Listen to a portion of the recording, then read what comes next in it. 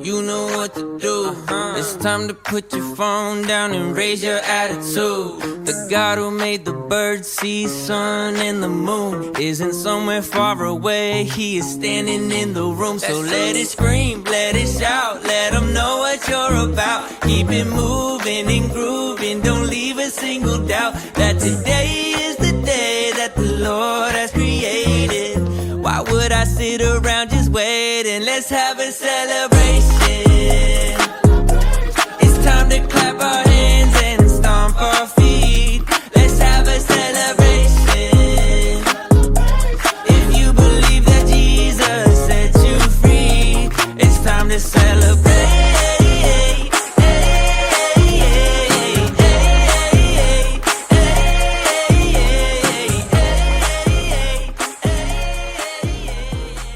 Pinagpala ka. Pinagpala ka, kapatid. Dahil narito ka sa gawain ng Panginoon. Amen. Praise God. Parang ako po, sa 7 taong katapatan ng Diyos, parang kulang yung awit. Sabi siguro ng mga guests, ang tagal nilang umawit. Pero 7 years, naging matapat ang Diyos, kaya dapat lamang siyang awitan, purihin at sambahin. Amen po? Muli, sa pinagpalang hapon, happy 7th year anniversary. Gusto ko pong patayuin ang mga first timer, yung mga nagpaulak sa ating invitasyon. Pwede po bang patayuin natin yung first time natin makakasama? Ayan, si sister. Ayan, praise the Lord. Sino ba po? Ayun, praise God. Purihin po ang Diyos. Wala na po ba na first timer? Ayun sa likod. Malakas na palakpak sa mga nagpaulak sa invitasyon ng Panginoon. Hallelujah. Ang Diyos po ang inyong pinagbigyan, hindi ang nag-invite sa inyo. Welcome po sa ROG Marilao 7th year anniversary worship celebration. Bigyan ko lang po kayo ng isang mabilis na history ng ROG Marilao. Siya po ay sinilang 7 years ago. Kasi 7th year, di po ba? 2018. 7 years ago na magsimula ang ROG Marilao dito mismo sa lugar ng Green Forks. Palakpakan po natin ang Diyos. Bakit po kaya ang Diyos dinala ang iglesia niya dito sa Green Forks? Nung time po yun, ang yung lingkod, si Pastor LD, nag-enroll po ako sa Bible School. Ang kurso po ay Intro to Mission. Introduction to Mission. Kasi gusto ko po talaga mag-missionary. Nung matapos ko po yung 1 semester, bago kami maghiwa-hiwalay ng Bible School teacher, ang sabi niya, kung gusto nyong mag-plan ng church, humanap kayo ng lugar na maraming bata. Ibig sabihin, ang Green Forks, maraming bata. Amen! Malakpakan natin si Lord. Pagpasok po namin dito, ang daming bata sa kalsada. Ngayon po yung mga batang yon, umaawit na po sila sa Panginoon. Amen! Kasama na po natin silang naglilingkod. Bakit po kaya bata? 4 years old pa lang daw, dapat ilapit na sa Diyos ang bata. Kasi pag tumagal pa ng mahigit sa 4 na taon, makikipag-agawan na tayo sa mundo. Amen? Makikipag-agawan na tayo sa cellphone. Di ba ba? Sa social media. Kaya dapat 4 years old pa lang ang bata na sa loob na ng church. So, bigaw nga mga bata dyan. Swimming pool. Praise the Lord. Hallelujah. After a year, ipinanganak po ang ROG Golden Hills. Palakpakan po natin ang Diyos. Praise the Lord. Sa 3 taon naman, ipinanganak po ang ROG Sitchusuha. Palakpakan po natin ang Panginoon. Ginamit po ang Sister Mercy at ang ating Sister Linda Johnson. Nandito po kanyang representative. Nakita po kanina Sister Violet, Sister Let. Taas kamay, nandiyan Sister. Ayan, palakpakan natin si Lord. Ang kapatid po ng ating Sister Linda Johnson. Next, 2 years ago, nag-celebrate po ang Lord of Harvest Church. Tayo po ay nilog ng Diyos na tumuwang, makatuwang nila. At nagamit din po tayo sa God Bless Our Home, San Jose del Monte. At ngayon po, sa panalangin po, sa biyaya ng Diyos, ang Apawan Village po ang ating inaalagaan para maging next church. Pwede po ba natin palakpakan ng Panginoon? Praise the Lord. Hallelujah. Nagpapasalamat po ako sa kasama kong nagsimula. Nandito po ang anak ng Fernandez family. Palakpakan po natin. Kasama ko po naghanap ng lugar, ang Pastor Ed at ang ating Pastor Raquel. Siyempre, kasama ko rin pong niligawan noon ang Samonte family. Palakpakan po natin ang Brother Roland at Sister Lisa. Ngayon po. At ngayon, kasama po natin ang Benuya family, ang Pastor Fernan at ang aming Pastor Michelle at ang ating pong Sister Marcy na gumao. Palakpakan po natin ang Sister Marcy. At ang lahat po ng tagasin sa Suha, kahit malayo, kagabi pa lang, andito na sila. Excited sila makiselebrate sa atin. Amen po? Amen. Napakarami pong sumusuporta sa ating iglesia. Amen po? Napakarami pong hinihig po ang Diyos para maisulong, maipagpatuloy po ang gawain ito. Amen po? Ngayon po, ang ating tema sa lahat po ng churches ay pusong naglilingkod. Heart of a servant. Hawakan nga po natin ang ating mga puso. Nandyan pa ba? Kung umaawit po ba tayo kanina, naramdaman natin sa puso natin ang presence ni Lord? Sino po nakaramdam ng presence ni Lord kanina? Amen. Praise the Lord. Actually, yung theme song po natin, yung muli, Heart of a Servant.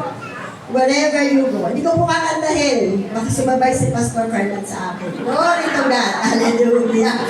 Favorite ko po yung awit na yun. Pwede na po ba tayo tumayo? Ang verse po ay matatagpuan sa aklat ng Ephesians or Ephesians chapter 6 verse 7 ng NIV.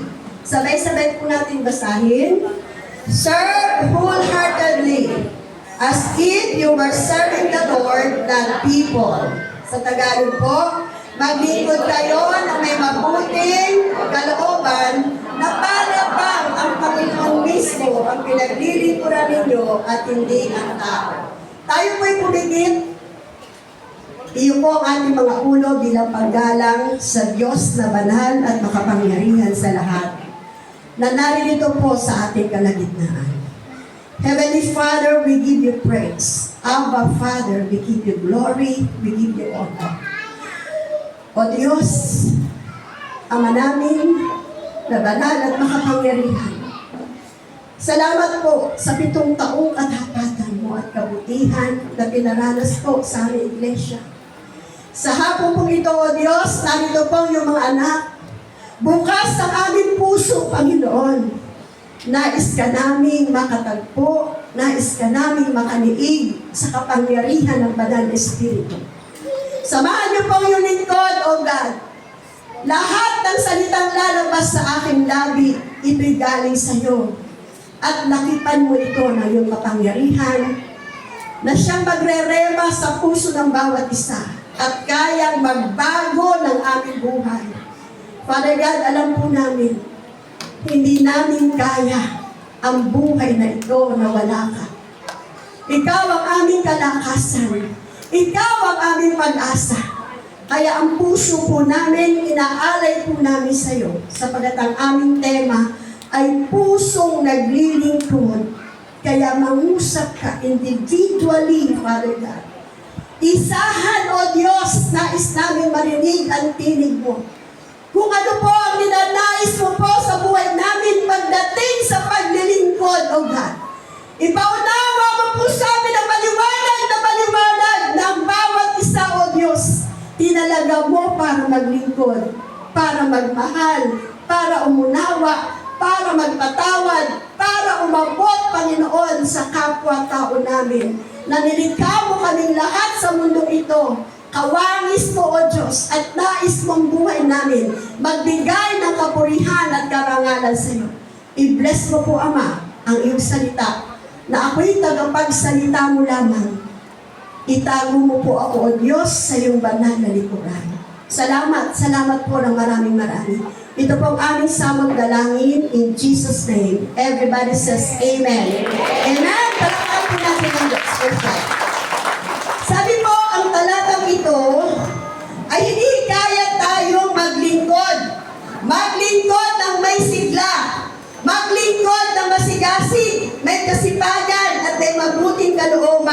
ng ating pinaglilingkuran ay hindi para sa tao, ang ating paglilingkod. Amen po. Andyan po ba kayo? Kundi para sa Panginoon.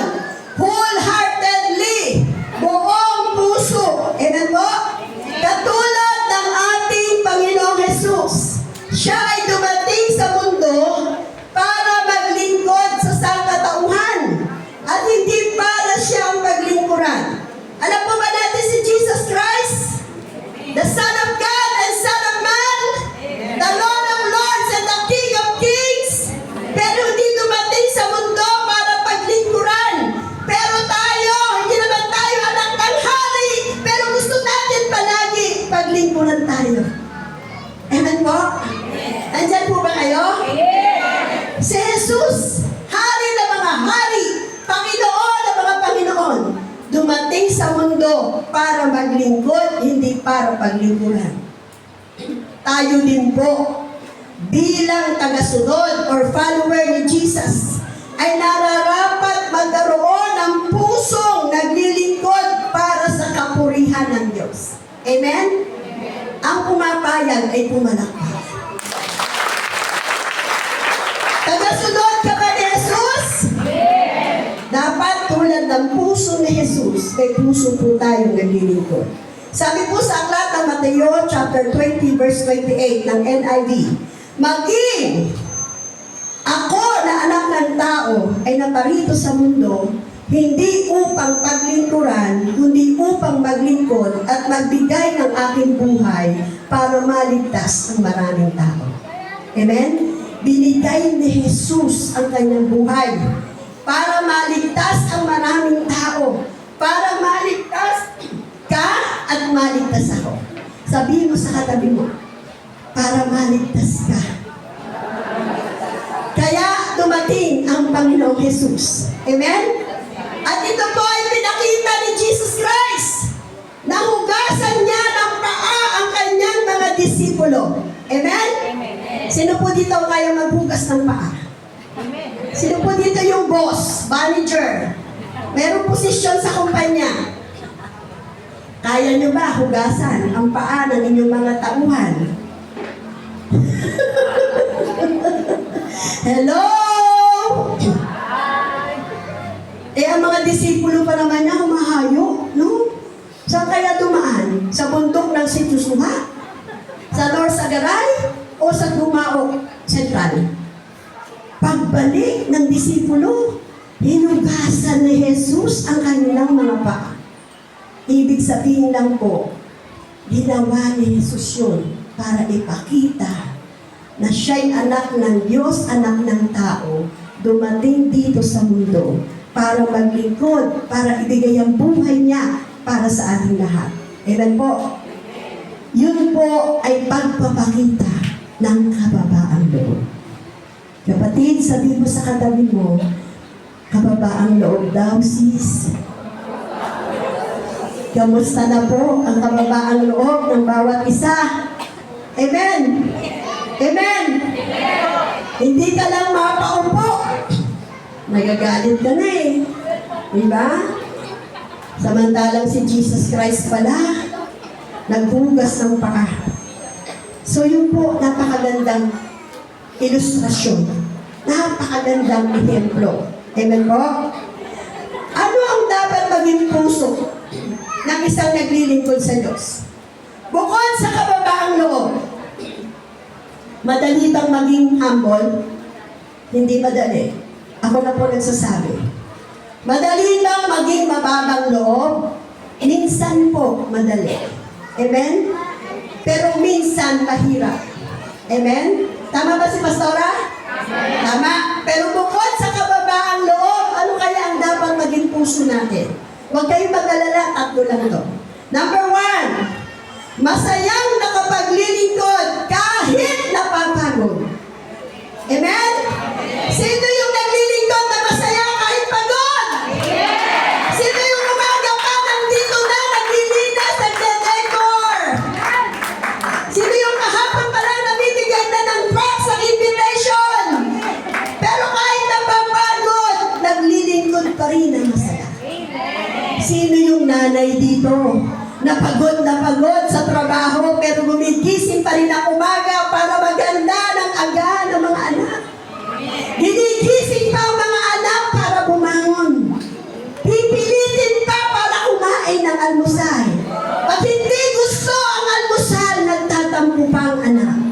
Hello, mga anak, andyan ba kayo?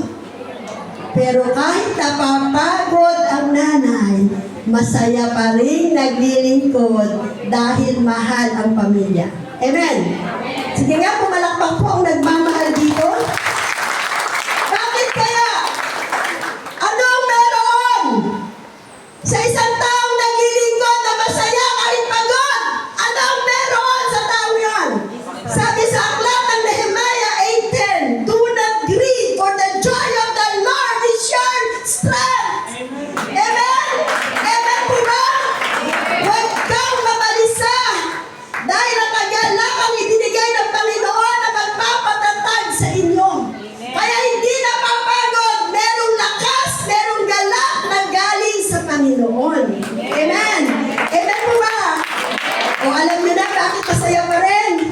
Kasi may galak na galing sa Diyos. Pag napapagod ka na, sabihin mo sa sarili mo, the joy of the Lord is my strength. The joy of the Lord is my strength. The joy of the Lord is my strength. Kaya niyo bang sabihin yun?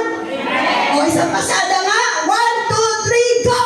The joy of the Lord is my strength. Pag sinabi niyo po yun, mararamdaman niyo po yung galak na galing sa Panginoon. Huwag kang mabalisa. Huwag kang mapagod. Dahil yung kagalakan ibinibigay ng Diyos sa atin, yun ang magpapatatag at magpapalakas sa atin. Napapagod ka lang pag hindi para sa Panginoon ang ginagawa mo. Madali kang mapagod. Yung naririnig nating burn out. Tama ba yun? Nababurn out ako. Naboboring ako. Pag hindi para sa Diyos ang ginagawa ng tao, talagang madaling mapagod. Pero pag para sa kapurihan ng Diyos, walang kapaguran. Amen? Amen? Palakpakan po natin ang Panginoon. Number 2, mananatili sa paglilingkod kahit maraming pagsubok. Sino dito may pagsubok? Isa pa, sino maraming pagsubok? Sino yung maraming pagsubok? O diba, palakas ng palakas pag madami yung pagsubok. Amen po? Ang pagsubok po ay kalakip o kasama na sa buhay ng tao. Amen? Kaya't hindi ito ang dapat maging dahilan para huminto ang tao sa paglilingkod sa Diyos. Sabi po ng aklat ng Job, dahil nagagumaaw na favorite to Job 14:1, ang buhay ng tao ay maiksi lamang, punong-puno ng kahirapan. So ibig sabihin, giga na. Pag binigyan ka ng buhay ng Diyos, kalakip na ang kahirapan. Bat-bat na ng kahirapan. Kaya hindi pwede sabihin na, napapagod ako, ayoko maglingkod. Napapagod ako, hindi ako maglalaba. Napapagod ako, hindi ako magluluto. Subukan mo, iiyak yung mga anak ko pag di ka nagluto. Subukan mo, pag di ka naglaba, hindi papasok, lalo't uniform. Amen po? Amen po ba? Kaya mananatili sa paglilingkod kahit marami ang pagsubok. Sabi po ng 2 Corinto 4:17, sapagkat ang mga paghihirap na dinaranas namin sa mundong ito ay panandalian lamang at hindi naman gaanong mabigat.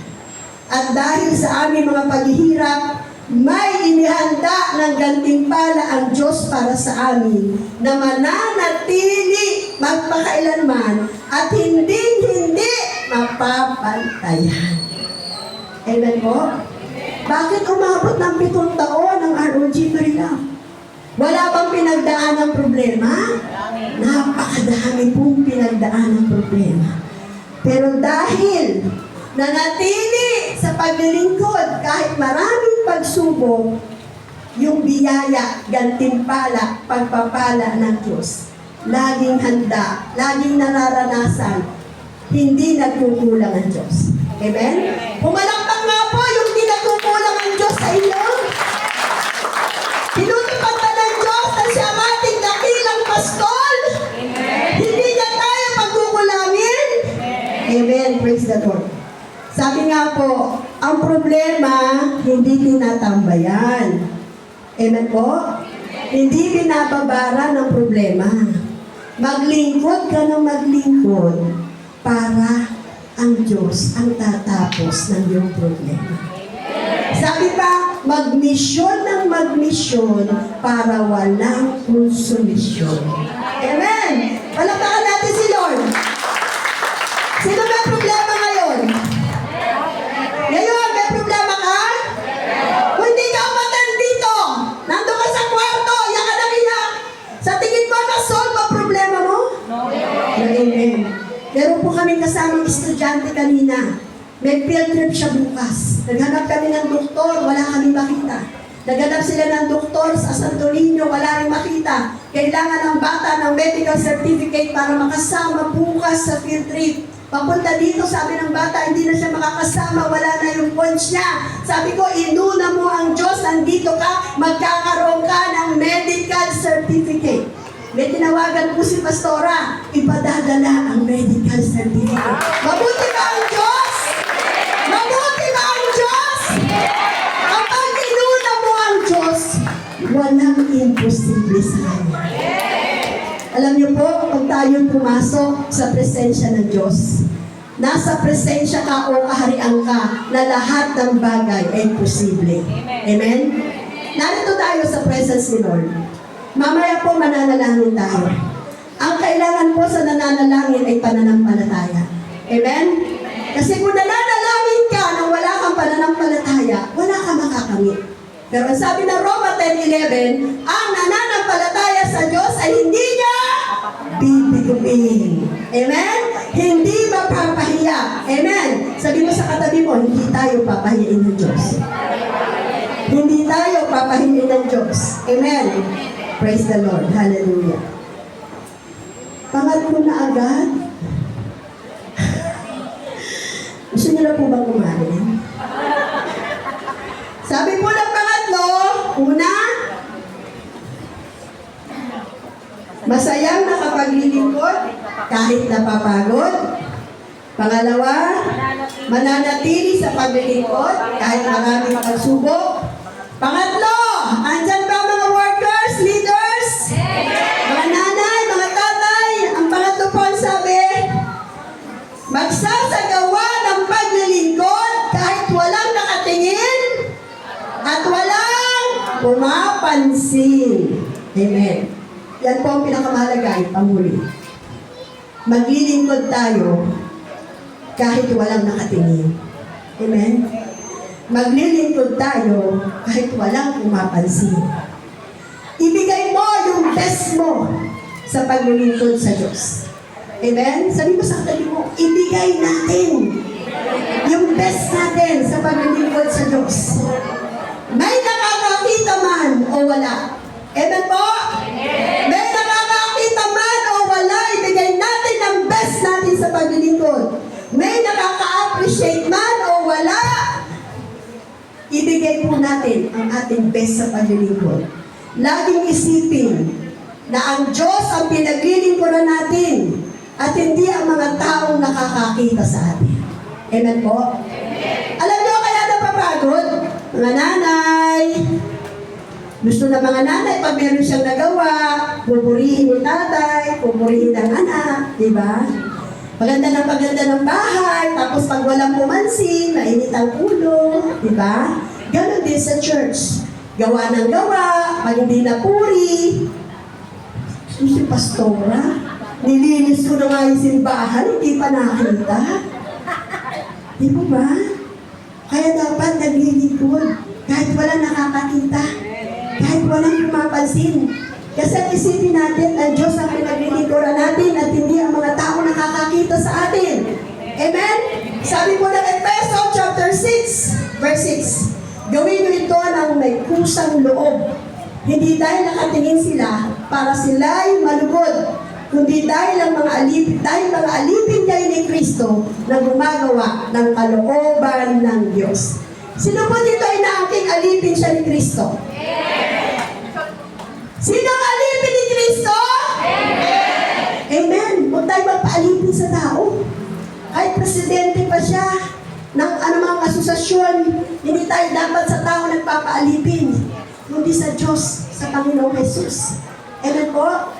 Huwag natin gagawin ang mga bagay dahil meron lamang nakatingin. Nagpupunas ka ng silya.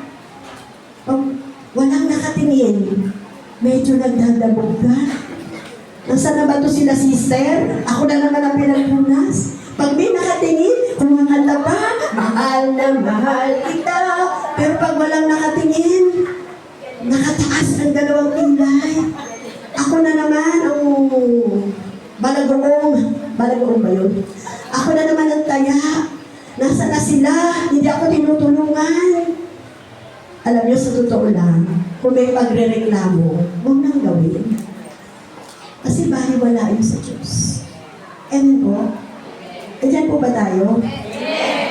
Hallelujah, Jesus. Oh Lord, sa hapong ito, at sa buong taon ng 2026, lahat ng churches, ROG Greenfords, Golden Hills, si Joshua, Lord of Harvest, ang lalakaran po natin ay heart of a servant. Pusong naglilingkod. Pag dumating ka sa church, may feeding program, ikaw lang ang nandun, magluto kang magsaya. Pag dumating ka sa music practice, ikaw pa lang ang nandun, mag-practice ka muna mag-isa. Hello. Hello everyone. Everyone, where na kayo? Yan ang mga GC, no? Where na kayo, everyone? Meron bang nag-post nasa Marina, Singapore? Joke lang. Palakpakan natin si Lord! Amen! Nagpapagawa lang po ako. Pero totoo po yun, di ba? So ano, wala ng hello everyone? Where na kayo, everyone? Ano ba? Discipleship ng mga kabataang lalaki. Where are you? Hello, everyone. Di ba? Pagpala kay Lord, dapat laging present. Amen? Kaya ba yun? Pwede ba sa 2026, magkaroon tayo ng heart of a servant? Promise ba yan kay Lord? Gagawa kahit walang nakakakita? Gagawa kahit walang pumupuri? Aawit kahit napapagod. Amen po. Minsan po, ito seryoso na po tayo. Makinig po tayo mabuti. Minsan nakakaramdam ang tao ng pagod sa paglilingkod. Amen? Totoo po yun. Kahit si Pastora, nakakaramdam po ang tao ng pagod sa paglilingkod. Napapagod ang tao sa paggawa ng mabuti. Amen? Gawa ka ng gawa ng mabuti, napapagod ka rin. Lalo't pakiramdam mo ay walang pumapansin at walang nagpapahalaga sa ginagawa mo. Amen? Walang nagbabalik sa kabutihan ng ginagawa. Minsan kahit salamat, wala eh. Di mo ba? Mga anak, taas kamay. Ang prayer ko after ng gabing ito, ano mang gawin sa atin ng ating mga magulang, magpasalamat po tayo. Pinaganda ka ng nanay mo, ng agahan, sabihin mo sa nanay mo, Ma, salamat. Hindi yung, Ma, hindi ko to gusto. Ito na naman. Wala na bang ibang agahan? Hello? Nandyan po ba tayo? Pahalagahan po natin. Amen? Pahalagahan po natin yung mga ginagawa sa atin, yung mga taong nagmamahal sa atin. Minsan yung pagod ng naglilingkod, isang thank you lang yun nawawala. Amen po ba? Yung pagod na ginagawa natin sa church, isang tapik lang ng kapatiran, nawawala yung pagod. Kaya dapat unity. Amen?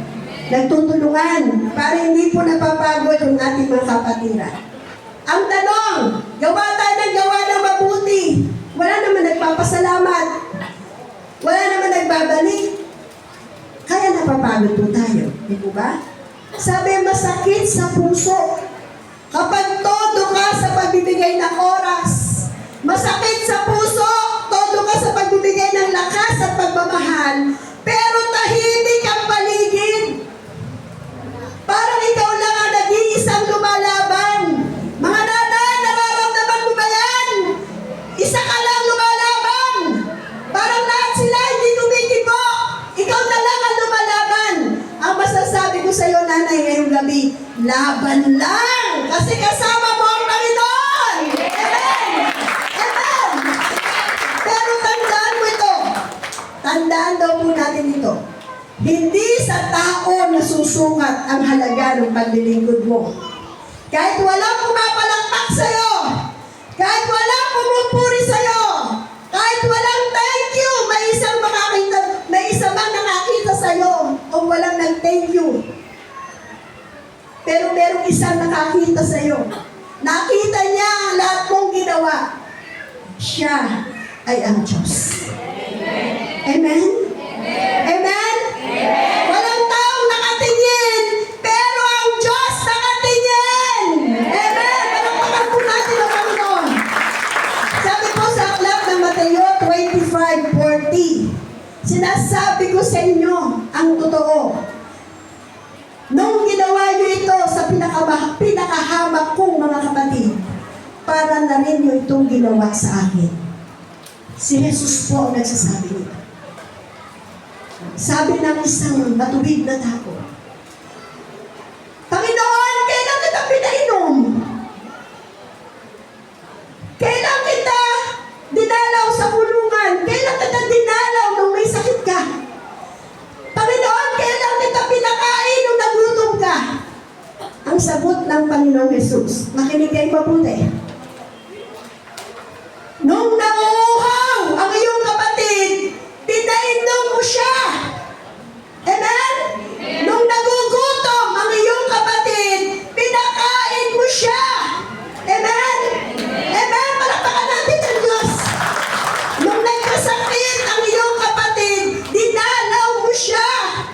Kaya ang lahat ng ginawa mo sa iyong kapatid ay ginawa mo para sa akin. Amen? Palakpakan po natin ang Diyos.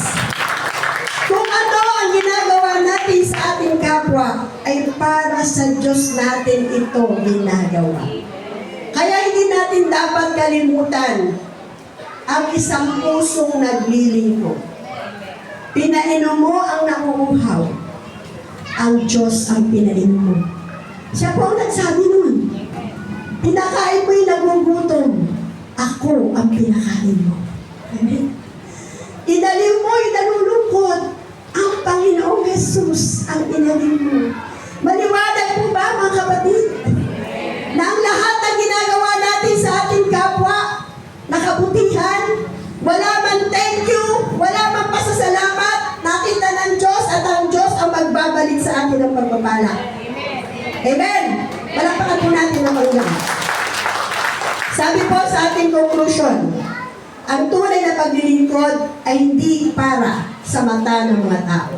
Uulitin po natin yan.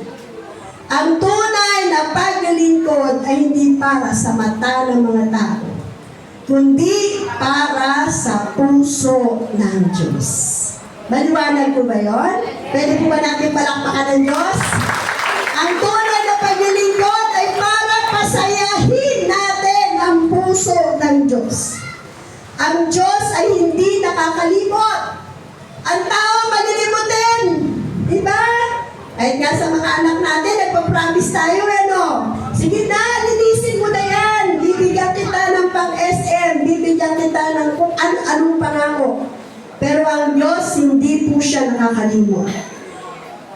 Nakikita niya ang mga luha mo.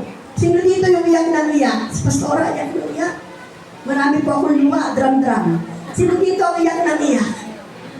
Wala, ako lang ang umiiyak. Amen.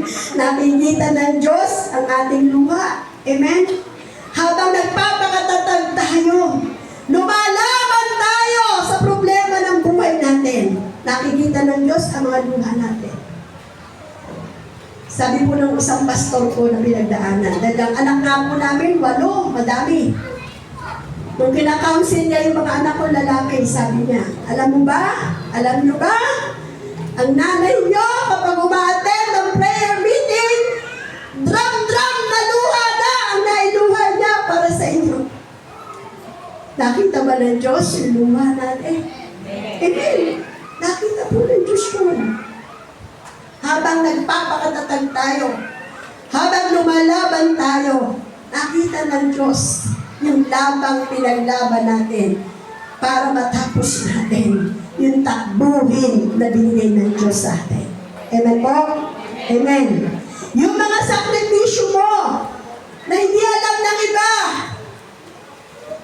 Ang ganda-ganda natin madalas, di ba? Lagi tayong nag-worship kay Lord. Hindi porket lagi nag-worship kay Lord, wala nang problema, wala nang sakripisyo, di po ba? Kaya lang dahil tayo nasa Panginoon, talagang nakikita yung pananampalataya natin sa Diyos. Amen po? Amen. Sabi lahat ng pagsasakripisyo natin, yung pagmamahal na binibigay mo, kahit pagod ka na, sino nakakita ng pagmamahal mo yun? Ang Diyos. Amen po? Kaya huwag tayo malulungkot. Amen? Sabi mo sa katabi mo, huwag kang malulungkot. Laban lang. Nakita ng Diyos lahat yan. Maglilingkod pa rin tayo. Amen? Gagawa pa rin tayo ng mabuti sa kapwa. Amen? Tutulong pa rin tayo sa nangangailangan. Amen? Dahil natin para sa Diyos. Amen? Palapakan po natin ang Diyos. Sabi po, ang iyong obedience. Ano ba yung obedience? Pagsunod at consistency sa paglilingkod ay may gantimpala. Ano ba yung consistency? Tuloy-tuloy! Amen? Hindi ka maglilingkod kayo, pag napagod ka, stop muna sa susunod na buwan na uli. Amen? 70th anniversary kayo ng ROG Marilao. Sa isang taon na ako uli aaten sa 80th anniversary na uli. Hindi consistency yun, mga kapatid. Amen? Dapat kung tumulong ka sa kapwa, kahit walang balik, walang thank you, ang consistency, tuloy-tuloy kang tutulong. Amen? Amen po, naintindihan po natin? Ang obedience and consistency po natin sa paglilingkod ay may gantimpala. Ang tanong, sino gusto ng gantimpala? Amen. Sino gusto ng pagpapala? Amen. Gusto niyo bang magbuhos ang Diyos ang pagpapala ngayon? Amen. Kailangan pananampalataya. Amen. Amen. Ang pananampalataya ay tatanggap. Amen po? Yung gantimpalang sinasabi po, kahit hindi ngayon, darating din ang tamang panahon, may harvest time po tayo. Amen? Kahapon po, umattend ako sa gawain namin. Kasama ko, mga taga-US po. Talagang pinilin po nila ako mag-testimony. Sobrang agos po ng luha ni Pastora. Gusto ko sabihin sa inyo, maniwala kayo, may harvest time. Maniwala kayo, maggantimpala ang Diyos. 21 years, hindi ko nakita ang anak ko nasa Amerika. Umuwi siya last week. 12 days kami magkasama. Dumating siya sa panahon na lahat ng kapatid niya may kapasidad, may kakayanan para gawin ang magpapasaya sa kanya. May gantimpala ba ang Diyos? Di po ba? Pag naglingkod ka sa Diyos, kumapit ka sa Kanya, hindi ka bumitaw, darating ang panahon, yung gantimpalang nakalaan sa'yo, matatanggap mo. Amen po. Palagpakan natin si Lord. Maiksi ba yung 21 years? Maiksi ba yun? Mahaba yun. Mahaba. 21 years ipinadalangin yun ni Pastora. Na yung aking panganay na anak, makita ko. Nakita ko siya last March and April. Ngayon, noong November 25 hanggang December 6, umuwi siya ng Pilipinas. For the glory of God. Umuwi siya na yung kapatid niya, merong kondominium, natitiran siya. Diba? Umuwi siya na isang kapatid niya, kaya siyang ipasyal sa mga resort kung anong gusto niyang puntahan. Dahil dumating sa pamilya ng inyong lingkod ang harvest time. Naniniwala po ba kayo? Na ang pusong naglilingkod ng buong tapat sa Diyos, sumusunod at merong consistency, merong nakalaang pagpapala ang Diyos. Amen? May nakalaang biyaya ang Diyos. Hindi natatapos ang Diyos sa isang panalangin po natin. Habang nabubuhay po tayo, habang nananalangin tayo, minsan may panalangin tayo, nakalimutan na natin. Pero ang Diyos hindi nakakalimot. Amen? Nakalimutan mo na ipag-pray, pero ang Diyos hindi nakakalimot. Ibibigay pa rin niya yun sa atin. Amen po? Sabi po sa Colossus chapter 3 verses 23 to 24, ano man ang gawin nyo ito ng buong katapatan, na parang ang Panginoon ang pinaglilingkuran nyo at hindi ang tao. Alam naman ninyong may gantimpala kayong matatanggap sa Panginoon dahil si Kristo ng Panginoon natin ay siyang pinaglilingkuran ninyo. Amen po? Sino nag-i-expect ng pagpapala? Sino alam? In God's perfect time, He will make things beautiful sa buhay natin. Wala pa rin nagsisimula. Sabi ko kanina, 8. 8 po anak namin. Madami, konti. Siyak ba kayo? Ang dami, di po ba? Pero ang Diyos tapat. Basta yung puso natin, pusong naglilingkod. Pusong nagmamahal. Pusong nag-uunawa. Pusong nagpapatawad. Amen? Pusong handang tumulong. Pusong handang maging representative at ambassador ni Kristo. Amen? Amen? Gusto ba natin sa buhay natin makita ang kabutihan ng Diyos? Sino yung gusto niyang magnawang gawasan? Ayaw nyo? Hindi kayo pahayamanin pag ayaw nyo. Sino yung gusto maggaling sa kamay niya ang ibibigay na pagpapala sa iba? Taas kamay. Amen! Amen! Sabihin mo yung mga kay Lord, Lord, gusto ko payamanin mo ako para makatulong ako sa iba. Pero kung huwag ka magsisinungaling, alam ng Diyos kung sinasabi lang ng labi mo kung galing talaga sa puso mo. Amen po? Bakit ko po tinuturo sa inyo? Yun po yung prayer ni Pastora eh. Nung panahon, hirap na hirap po kami. Sobra po talaga ang prayer ko kay Lord. Lord, kailangan mo ng manager, di ba? Kailangan mo ng manager sa lupa. Hindi pwede ibagsak ng Diyos ang pagpapala. Kung yung mga hindi mga Diyos, pinayayaman ang Diyos, ikaw pa bang anak ng Diyos ang hindi niya pagpalain?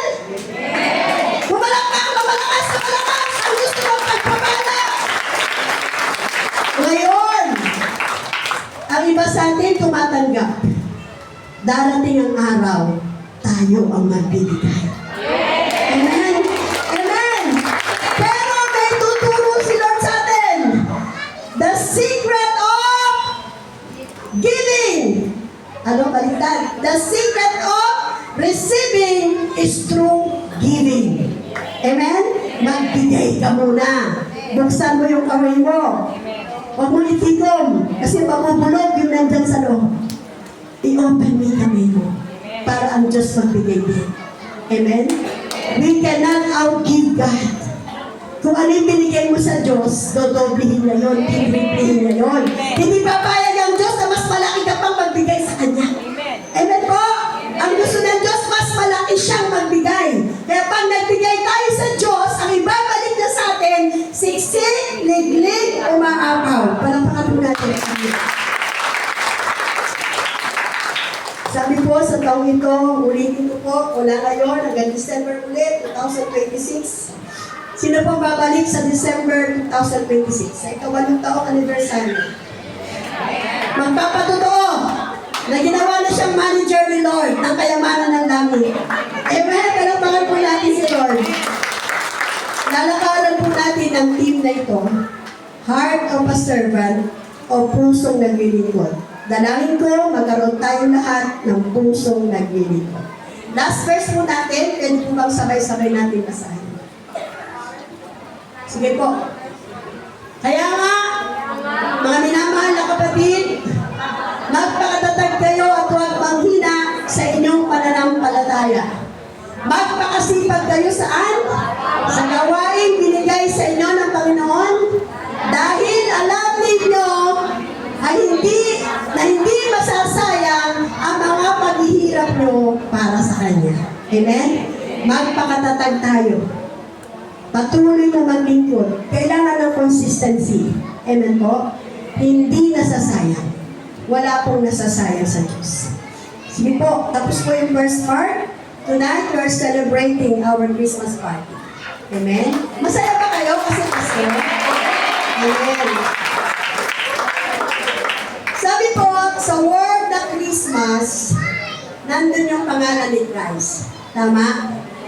Christmas! Nandun yung Christ. So kung wala si Christ, walang Christmas. Tama? Kaya wag na wag nyo isusulat yung Xmas. Sino nagsusulat nun pag tinatamad? Xmas. Huwag yung gagawin yun. Kasi kaya nga may Pasko dahil kay Kristo. Amen po? Jesus Christ is the reason for the season. Ang Pasko ay hindi dahil sa marami ng regalo na tatanggap, may pera, may caroling, may masarap na pagkain. Amen?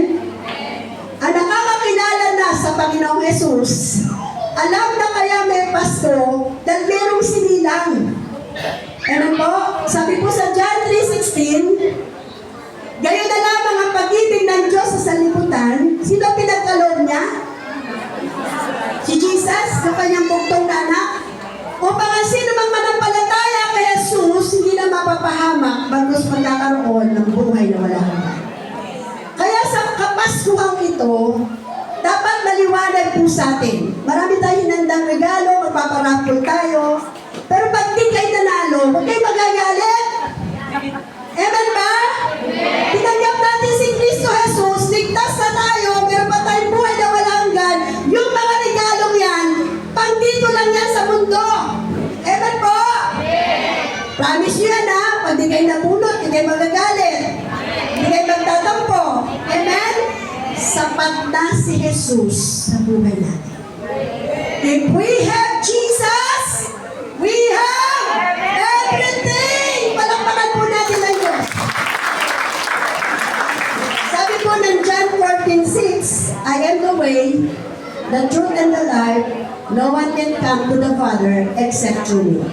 Sa lahat po ng mga first time namin kasama ngayon, wala pong sinabing relihiyon para makabalik sa Diyos Ama. Amen po? Dati, Catholic ako. Yung iba sa inyo, baka ano man ang inyong pangalang sinasambahan. Basta ako Catholic po ako before. Pero naunawaan ko po sa pagbabasa ko ng Biblia, si Jesus ang daan. Si Jesus ang katotohanan. Amen? At si Jesus ang buhay. Walang makakapalit sa Ama kundi sa pamamagitan ni Jesus Christ. Amen? Kaya hindi po mahalaga yung relihiyon. Kasi walang sinasabing religion para ka makabalik sa lumikha sa ating Ama sa langit. Sabi sa Ephesians chapter 2, verse 8, dahil sa biyaya ng Diyos naligtas kayo nang sumampalataya kayo kay Kristo, kaloob ito ng Diyos at hindi galing sa inyo. Ang kasunod po niyan, kaya walang dapat ipagmalaki ang tao. Hindi tayo maliligtas sa mabuting gawa, pero ang mabuting gawa ay bunga ng ating pananampalataya. Ano pa natin ng Diyos? Kapag ang isang tao nanampalataya sa Panginoong Jesus, kaya niyang gumawa ng mabuti dahil meron siyang 9 fruits of the Holy Spirit. Regalo ng Diyos. Amen? Love, peace, joy. Alam niyo, hindi po ba? Sino nakakaalam nun? Basta tatandaan niyo lang yung love. God is love. Kaya pag wala na yung love, wala na ang Diyos. Kaya lagi tayong iibig. Amen po? So, ang pinakamahalaga po sa gabing ito, sa okasyon ito, ay meron pong tatanggap kay Jesus Christ ngayong gabi bilang Panginoon niya at tagapagligtas. Amen po? So tatayo po tayo. Aawin po tayo sa Panginoon. Naniniwala po ako na meron po sa ating kalagitnaan na kailangan po niyong maunawaan. Kapatid, hindi aksidente na narito ka. Amen? Ang Diyos ang nagdala ng iyong payapak sa gawain ito. Ang Diyos ang nagpahintulot para ikaw ay makarating ngayong gabi. Meron sa ating kilala si Jesus Christ. Maaaring ilang beses ka nang nag-pray, tinanggap mo siya, pero kaseryosohan sa puso mo, hindi mo nararamdaman. Dalangin ko na sa pag-awit natin ng goodness of God, mag-move ang Holy Spirit sa puso ng bawat isa. At ang lahat na hindi pa tumatanggap kay Jesus, bilang Panginoon niya at tagapagligtas, ilapit natin ang puso natin sa Diyos. At ihanda po natin ang pusong ito na papasukin ang Panginoong Jesus sa ating puso. Kailangan natin ang Savior. Kailangan natin ang tagapagligtas. Sa totoo, hindi natin kaya iligtas ang ating sarili. Kahit gaano tayo kayaman, kadaming salapi, stable ng buhay, si Jesus pa rin ang daan para tayo maligtas. Amen. Sige po, umawit muna po tayo sa Panginoon. Praise the Lord. Hallelujah. I love you. Yes, Lord. Hallelujah.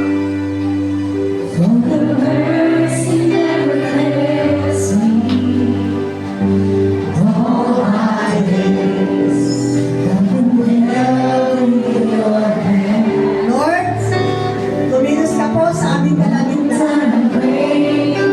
Banal na Espiritu, mangusap ka sa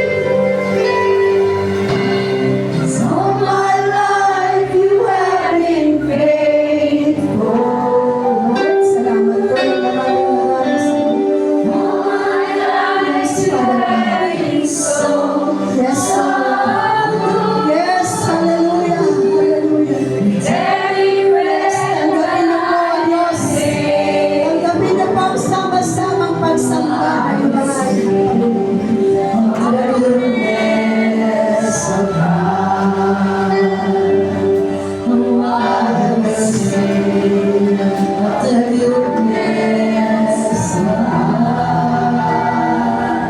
Oh, I will sing of the goodness of God. Sige po, habang tumutugtog po si Kuya Matthew. Let's close our eyes. Damahin po natin ang pag-ibig ng Diyos. Damahin po natin sa oras na ito kung gaano tayo mahalaga sa Kanya. Binigay po ng Diyos ang Kanyang buntong na anak para sa atin. Ang nais po ng Diyos, sampalatayanan natin ang Kanyang anak. Buhos ng dugo, namatay sa krus ng Kalbaryo. Inari siyang kasalanan para tubusin tayo na dapat tayo maparusahan. Pero inakong lahat ng Panginoon Jesus ang kaparusahan para sa amin. Yung nagnanais po na magsuko ng buhay sa Diyos at nagnanais pong tanggapin ang Panginoong Jesus sa puso niya. Mga kapatid, hindi po tayo maililigtas ng ating mga relihiyon. Hindi po tayo maililigtas ng ating prinsipyo. At lalo hindi tayo maililigtas ng ating mga kayamanan at status ng ating mga buhay. Isa lamang po ang ating tagapagligtas. Isa lamang po ang nagbigay ng buhay para sa ating kaligtasan. Sumabay po kayo sa panalangin. Panginoong Jesus, lumalapit ako sa iyo.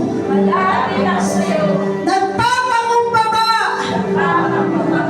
Kinikilala ko na ako isang makasalanan. Panginoong Jesus, patawarin mo po ako sa lahat kong kasalanan na gawa. Mula sa aking pagkabata hanggang sa kasalukuyan. Panginoong Jesus, sinasadya man o hindi ang aking nagawang kasalanan sa iyo. Patawarin mo po ako. Panginoong Jesus, pinubuksan ko po ang aking puso. Pumasok ka. Maghaling ka. Tinatanggap kita sa oras na ito. Bilang aking Panginoon. Bilang aking tagapagligtas. Salamat sa iyong dugo. Nabubo sa krus ng Kalbaryo. Ang dugong ito ang naghugas at naglinis ng lahat kong kasalanan. Panginoong Jesus, likhain mo po ako na isang bagong nilalang. Wala na ang lumang pagkatao ko. Ako isang bagong tao na. At tulungan mo po ako mabuhay ng may pagsunod sa iyo. At salamat po sa pangako na buhay na walang hanggan. At salamat din ang aking pangalan ay nakatalana sa aklat ng buhay. Salamat po. Ako na lamang po mananalangin. Diyos, Ama naming dakila at makapangyarihan sa lahat. Lahat po kami nagpapasalamat sa iyo. Inibig mo kami, O Diyos. Makasalanan pa kami, minahal mo na kami. Ang pag-ibig mo po sa amin na hindi kayang sukatin. Ang lalim at lawak nito, O God. Salamat, pinagkaloob mo po ang iyong bugtong na anak para sa aming kaligtasan. Salamat, O Diyos, sa mga tumanggap sa Panginoong Jesus. Salamat sa mga nanampalataya na kayang bigyan ng Panginoong Jesus ang bawat isa sa amin ng bagong buhay na ang lumang pagkatao namin ay nailibing na at isang bagong nilalang na kami. Father God, tulungan ko, Diyos, ang layunin mo sa aming buhay. At lagi po kaming maggutom at mauhaw, O Diyos, sa pagsunod sa iyong kalooban. Dalang walang makapagpapasatisfy at makapagbibigay ng contentment sa amin, kundi ikaw lamang, Panginoong Jesus. Muli, dinideklara ng aming mga labi, if we have Jesus, we have everything. Come on, sabihin natin ito. If I have Jesus, I have everything. God, salamat po sa pangako ng buhay na walang hanggan. Sa lahat ng may taus-pusong panalangin na tinanggap ka as Lord and Savior ng buhay nila sa oras na ito. Thank you so much, Father God. This is our prayer. In Jesus' mighty name. Amen. Amen. Siguro ngayon po, ipag-pray po namin kayo. Kita ko na po ang Pastor Romel, Pastor Fernandez, Pastor Michelle, mga Atcher po. Yung lahat po ng gusto ng panalangin. Ito po ba ito makikisa? Nangyayaan po namin kayo lumapit sa harap. Kung gusto niyo po ng prayer. Yung po mga kananayang mga usher, kailangan po natin ang usher.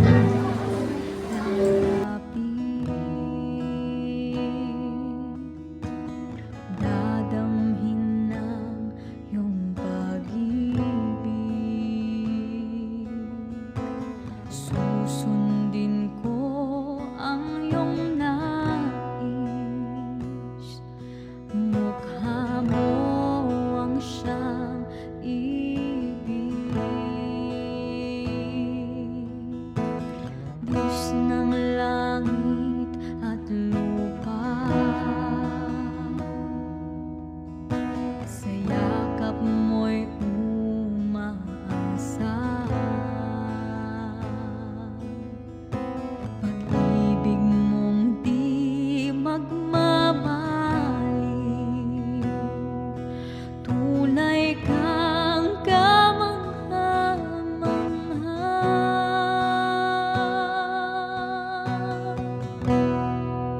O aking Jesus, pag-ibig ng buhay ko, sasama sa'yo, saan ka man tutungo.